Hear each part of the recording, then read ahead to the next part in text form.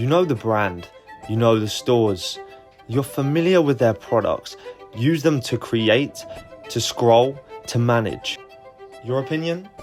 Are you a hater or are you a lover? Are you an active user? Whatever your opinion is, this is exactly how Apple steals your attention. Okay, so let's get into this. When people normally talk about Apple products, it's normally the specs, the cameras, the battery life, the colours, or the silly designs. But you're missing the biggest point. You're still talking about the brand, and you can't escape it, no matter what you try. So, this is an Apple product.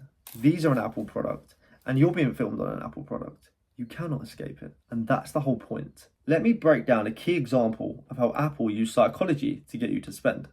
Let's say, for example, Apple bring out a new set of headphones. You think to yourself, oh, they're really good. They have this feature, and this feature. Hold on a minute. Forget for a second. Your headphones are fine. Why are you even debating the features on a new product?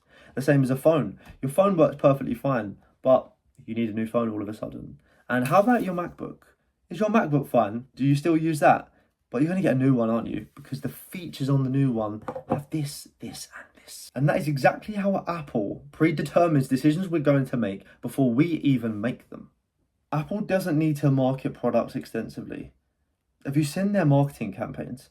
They are bold, clean, minimal. It's because you're marketing the product for them already.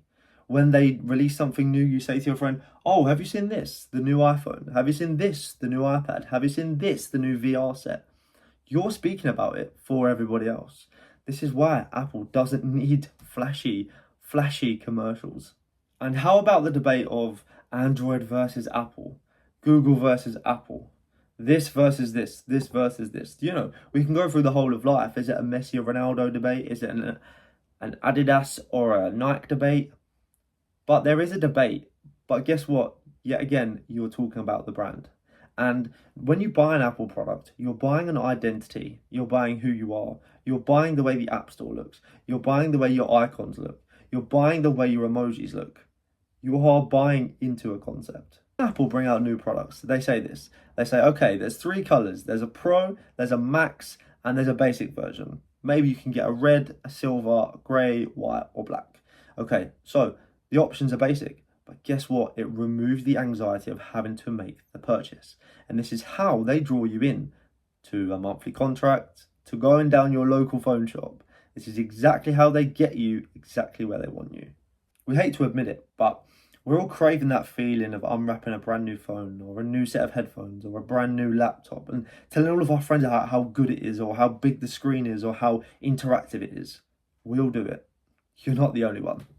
And after a couple of weeks, your purchase seems to be not what you thought it was. You're not as excited anymore. You start to use phrases as if like, it works, yeah, it does the job, yeah, it's great, it's exactly what I needed. Instead of being that brand new fresh feeling when you first had it in your hand and you were so scared of not dropping it. All of a sudden now you're throwing it down on your desk at work or you're chucking it on the settee.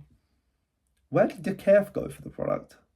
But this is exactly what Apple want you to think. They want you to think, oh, this phone is great. I use it. That's fine. It's part of my basic life now. It's a basic necessity.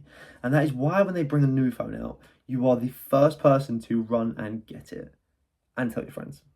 So when people are discussing Apple versus Android or this camera versus this camera, this battery life versus this battery life, or these headphones versus these headphones, or this laptop versus this laptop, it doesn't matter. You're still having a conversation about the brand.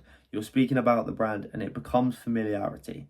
People around you know the brand. Everybody knows the brand. Your grandparents know the brand. Your little sister knows the brand. And this is what Apple wants. I was tempted to create a deep dive video on this, but I didn't know if there was going to be any interest. So if you have the interest in this, I'll break this down, and using my years of experience in marketing, I will break down all of the techniques. I will break down all the ways that Apple grips you, keeps you in, and keeps you talking about them. So if you have interest for that, drop a comment and say I have interest for another video. That is exactly what I need you to say.